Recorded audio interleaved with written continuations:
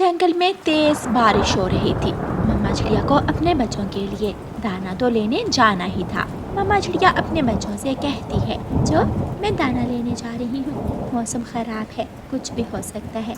अगर मुझे आने में देर हो जाए तो घर से बाहर मत जाना, मेरा इंतजार करना। मुझे डर लग रहा है मम्मा, बारिश बहुत तेज है, आप कैसे जाएंगी? गुड़िया बेटी, मैं पहले भी कई बार ऐसी बारिश में दाना लेने जाती रही हूँ। मेरे बच्चों, मुझे आपकी फिक्र है। अगर बारिश ना रुकी तो मेरे बच्चे कब तक भूखे रहेंगे? मम्मा, हम आपका इंतजार करेंगे। शाबाश मेरे बच्चों। अपने बच्चों को घर में छोड़कर मम्मा चिड़िया दाना लेने चली जाती है। खराब मौसम और तेज बारिश में उड़ना कोई बच्चों का खेल नहीं था। ये सब बहुत मुश्किल था, लेकिन एक माँ करती भी तो क्या, उसे जाना ही था। वो उड़ती उड़ती दूर निकल जाती है, लेकिन अभी तक उसे कहीं से भी दाना नहीं मिला था। मम्मा चिड़िया घने जंगल में पहुंच जाती है। वहाँ बारिश का पानी पत्तों से टकराकर छन छन की आवाज दे रहा था और बाकी हर तरफ सुनाटा था। कोई भी दूसरा पक्षी वहाँ ना था। मम्मा चिड़िया एक पेड़ के नीचे दाना देख लेती है। मिल गया, मुझे मेरे बच्चों का दाना मिल गया, मैंने कर लिया। झाड़ियों में छुपी हुई एक चील मम्मा चिड़िया को देख रही थी। मैंने भी कर लिया, मुझे भी भोजन मिल गया। ऐसे सोचकर वो बड़ी चील झाड़ियों से बाहर आती है और मम्मा चिड़िया का रास्ता रोक लेती है। माफ करना चिड़िया, मैं 2 दिन से भूखी हूँ, क्या करूँ? सब जानती हूँ, तेरे छोटे छोटे बच्चे हैं, लेकिन पापी पेड़ है कि समझता ही नहीं है। चील दी, मुझे जाने दे, मैं अपने बच्चों को दाना देकर वापस आ जाऊंगी। ऐसा मैंने एक बार एक कौवी से किया था, वो भी तुम्हारी तरह ही रो रही थी। आज तक वो लौट कर नहीं आई। बड़ी चील मम्मा चिड़िया को पकड़ लेती है और उसे उठाकर थोड़ी दूर अपने घर में ले जाती है। दूसरे पेड़ के पत्तों में छुपा हुआ तोता ये सब देख रहा था। तोता जल्दी से उड़ता है और रानो चिड़िया के घर जाकर उसके बच्चों को बता देता है। बच्चों बच्चों, तुम्हारी मम्मा को चील उठाकर अपने घर ले गई है।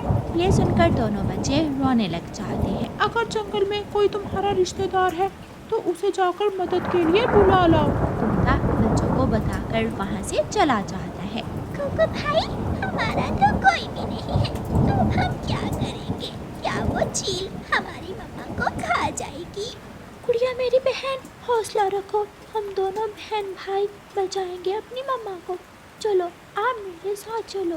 कुकू भाई, बाहर बारिश है और मम्मा ने बाहर जाने से मना किया हुआ है। अगर हम ना गए तो वो चील हमारी मम्मा को खा जाएगी। गुड़िया और कुकू दोनों बहन भाई अपने घर से निकलते हैं। जाते हुए कुकू एक चुटकी लाल मिर्ची की बांध लेता है। वो दोनों उड़ते हुए अपने पड़ोसी कौवों के पास जाते हैं। अंकल कालू और आंटी कोरी, हमारी मम्मा को बचा ले, चील हमारी मम्मा को उठा कर ले गई है। बच्चों, चुप करके अपने घर वापस जाओ। अगर तुम दोनों वहाँ गए तो वो चील तुम्हें भी खा लेगी। चलो कुकू भाई, ऐसे मौसम में कोई हमारी मदद नहीं करेगा, हम दोनों ही अपनी मम्मा को बचाने जाते हैं। चील के घर की तरफ उड़ते हैं। मैं यहाँ छुप जाती हूँ और आप दरवाजे पर दस्तक दो। मैं चील को बातों में लगाऊंगा और तुम लाल मिर्ची चील की आंखों में डाल देना।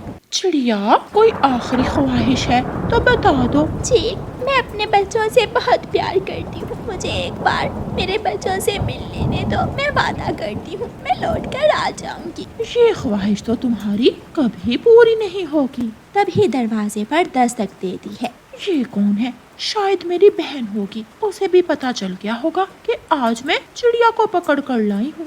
बड़बड़ाती हुई माही चील दरवाजा खोलती है और अपने सामने छोटे से चिड़िया के बच्चे को देखकर हैरान हो जाती है। तुम कौन हो? आंटी चील, आपने मेरी मम्मा को पकड़ लिया है।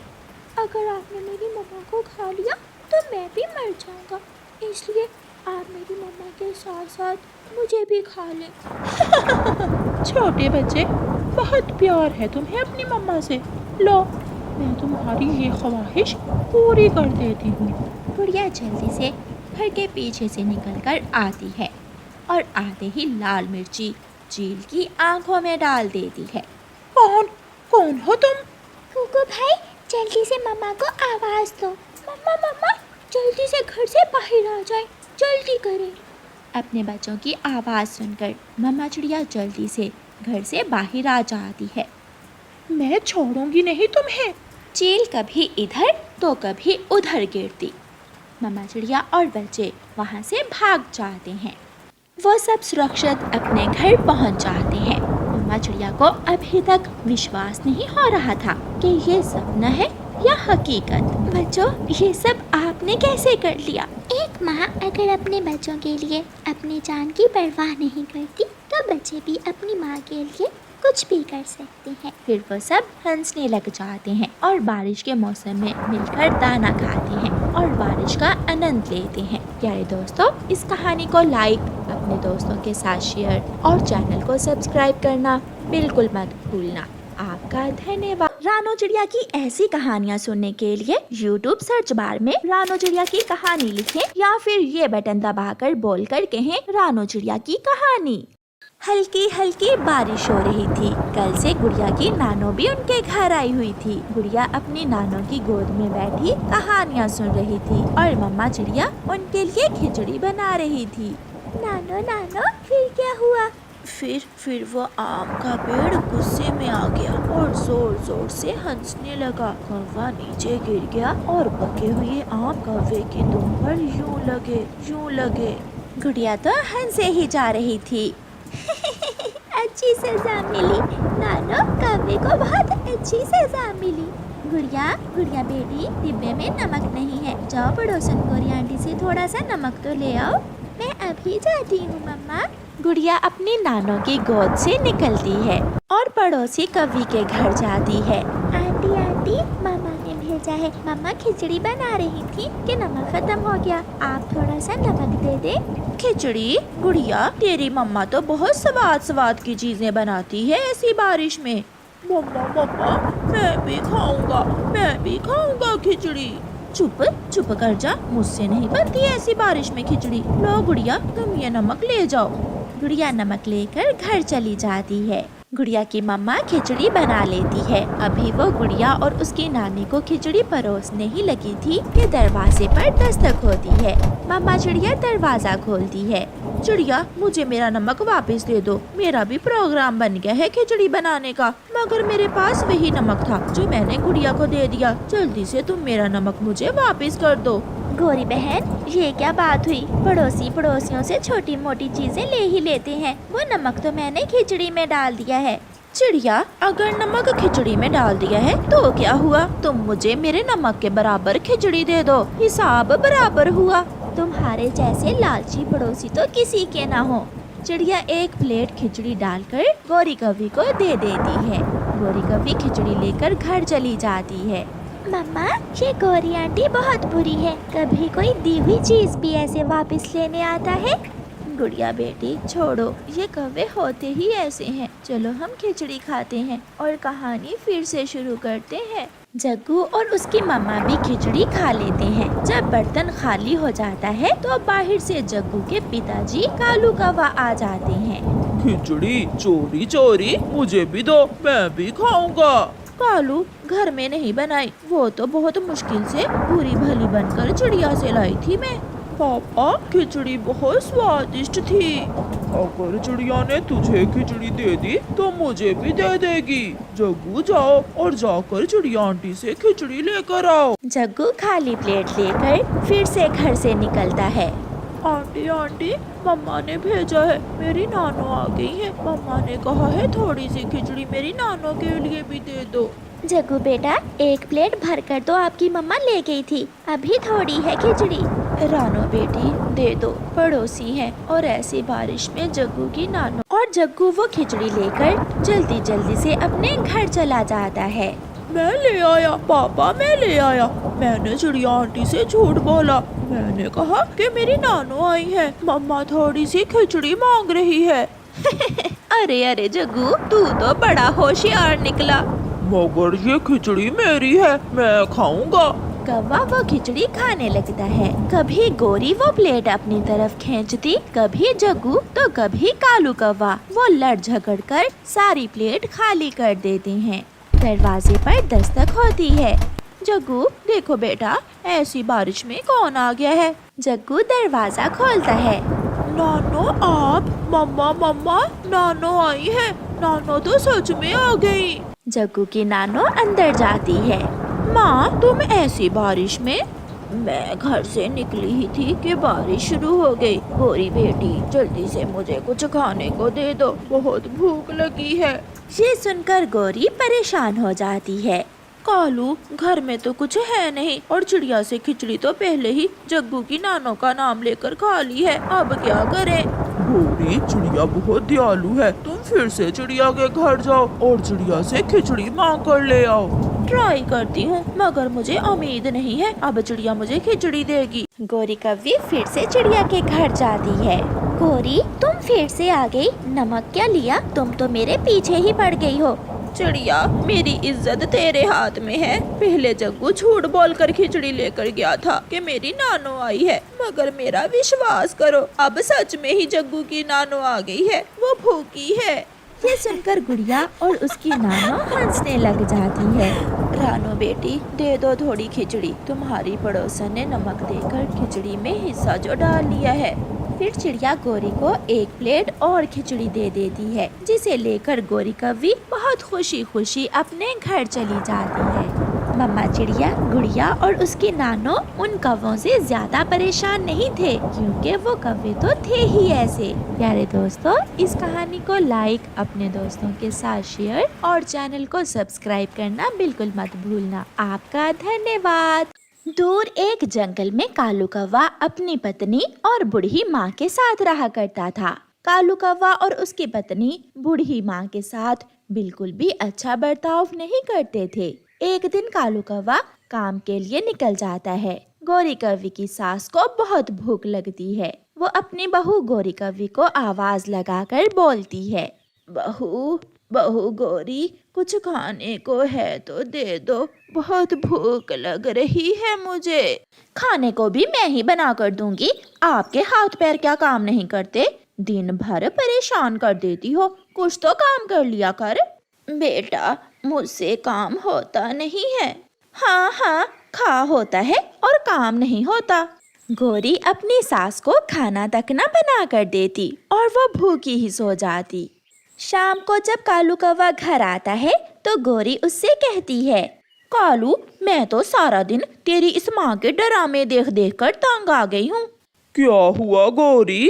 अभी 1 मिनट भी नहीं गुजरता उसे भूख लग जाती है। इधर खाती है, उधर भूख लग जाती है। मैं तो परेशान हो गई हूँ। तुम चिंता न करो, मैं कल काम पर जाने से पहले माँ का बंदोबस्त करके जाऊंगा। फिर दूसरे दिन जब कालू कौवे की माँ उठती है तो वो कालू से कहती है, कालू बेटा, मैं कल से भूखी हूँ, मुझे कुछ खाने को दे दो। बहू ने भी कल मुझे कुछ खाने को नहीं दिया। तेरी भूख तो मुझे खाकर ही मिटेगी। देख देख कालू, कैसे मेरी शिकायत लगा रही है तुमसे। कालू कौवा गुस्से में आगे बढ़ता है और एक रस्सी से अपनी माँ की चोंच जोर से बांध देता है। लो, अब बैठकर यहाँ देखती जा। गोरी, मैं काम पर जा रहा हूँ और जब तक मैं आ नहीं जाता इसकी चोंच ना खोलना। कालू काम पर चला जाता है। गोरी मीठे मीठे आम और अंगूर लेकर अपनी सास के सामने बैठ जाती है। सासू माँ, बताओ तो ये आम मीठे हैं या खट्टे? तुम कैसे बताओगी? तेरी तो चोंच तेरा अपना बेटा ही बांध कर चला गया। गोरी अपनी सास के सामने बैठकर मजे मजे की चीजें खाती है और उसकी सास सारा दिन भूखी रहती है। कालू, तुम बहुत भाग्यशाली हो जो तुम्हारी माँ जिंदा है। मेरी माँ नहीं है, मुझे अपनी माँ की बहुत याद आती है। तोते की ये बात कालू कौवे को पसंद नहीं आती, क्योंकि वो कौन सा अपनी माँ की कद्र करता था। घर जाकर कालू कौवा अपनी माँ की चोंच खोलता है। मर गई कालू, कालू बेटा, मैं भूख से मर गई। लो माँ, ये दाना खा लो। अगर ज्यादा बोलने की कोशिश की तो मैं फिर से बांध दूंगा। ये सुनकर कालू की माँ चुप हो जाती है और जल्दी जल्दी वो सूखा दाना खाने लगती है। कुछ दिन ऐसे ही गुजर जाते हैं। कालू कौवा काम पर गया हुआ था। गोरी कौवी किसी बात पर अपनी सास से उलझ जाती है और उसे मारने लगती है। घर से बाहर निकलकर गोरी की सास अपनी जान बचाती है। गौरी, शर्म करो, बूढ़ी सास को मार रही हो। कल तुमने भी बूढ़ी होना है। चल चल, तू अपना काम कर। तू कौन होती है हमारे घर की बात में टांग अड़ाने वाली? माँ चले, आप मेरे साथ चलें। मैं आपको इज्जत भी दूंगी और दाना भी। फिर चिड़िया गोरी की सास को अपने साथ अपने घर ले जाती है। शाम को जब कालू कौवा आता है तो पूछता है, गोरी, माँ कहाँ है? कालू जी, मैं बैठी हुई थी कि पीछे से आकर मुझे मारने लगी तेरी माँ और फिर नाराज होकर चिड़िया के घर चली गई। अच्छा ही हुआ जो जान छोड़ गई। मैं भी माँ से बहुत तंग आ गया था। फिर एक दिन गोरी कौवी और कालू कौवा अपने घर के बाहर बैठे हुए थे जब एक पक्षी सरकार की तरफ से आता है। कालू कौवे की माँ का घर यही है? हाँ, मैं बेटा हूँ उसका। तुम्हारे पिताजी ने इंश्योरेंस करवा रखी थी अपनी। ये उस इंश्योरेंस के पैसे देने हैं तुम्हारी माँ को। वो कहाँ है? आप ऐसा करें, ये रकम हमें ही दे दें। मैं बहू हूँ और ये बेटा है उनका। पीछे से कालू की माँ भी चिड़िया को साथ लेकर आ जाती है। नहीं, ये पैसे आप मुझे ही दें। इनसे मेरा कोई रिश्ता नहीं है। मैं जहाँ रहती हूँ, जो मुझे इज्जत देता है, जहाँ से मैं खाती हूँ, मैं ये पैसे खर्च भी वहाँ ही जाकर करूँगी। कौवे और कौवी, तुम्हें पैसे से प्यार है, माँ से नहीं। फिर कालू की माँ वो पैसे लेकर चिड़िया के साथ चली जाती है और कौवा और गोरी कौवी देखते रह जाते हैं। प्यारे दोस्तों, इस कहानी को लाइक, अपने दोस्तों के साथ शेयर और चैनल को सब्सक्राइब करना बिल्कुल मत भूलना। आपका धन्यवाद।